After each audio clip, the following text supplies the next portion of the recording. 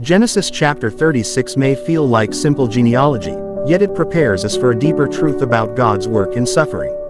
Esau's family expands, gains wealth, and produces kings while Jacob's family seems small, unsettled, and deeply dysfunctional. If you judged by appearances alone, you might think God was blessing the wrong people. Yet behind the scenes, God is setting things in motion for a much greater story. What looks insignificant to us is often the soil in which God plants his purposes. Genesis chapter 37 shows this pattern more clearly.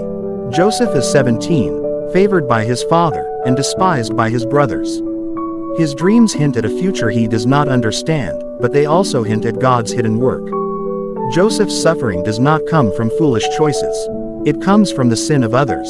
Still, God is present in every detail. A stranger finds Joseph wandering and redirects him. His brothers spot him from a distance. A caravan arrives at the precise moment he sits in the pit. None of this is random. God is preparing a path forward even though Joseph feels lost and confused. What Joseph experiences as chaos is actually the careful hand of God guiding his steps.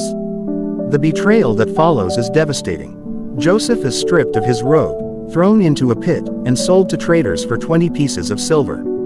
Joseph cries out in fear. Jacob breaks in grief. Reuben panics in regret. Everyone sees disaster. Yet Scripture ends the chapter with a small but powerful reminder that God is orchestrating our salvation. Joseph is taken to Egypt and placed in the house of an officer of Pharaoh. The very moment that feels like the end of Joseph's life is actually the beginning of the rescue God will bring through him. God uses the free decisions of sinful people to position Joseph exactly where he needs to be so that many lives will be saved. This is how God often works in our suffering. He is not passive. He is not indifferent. He is not distant. He is setting things in motion long before we recognize them. He is preparing a path forward even when we feel like we are wandering. He is orchestrating our salvation in ways we would never choose but desperately need.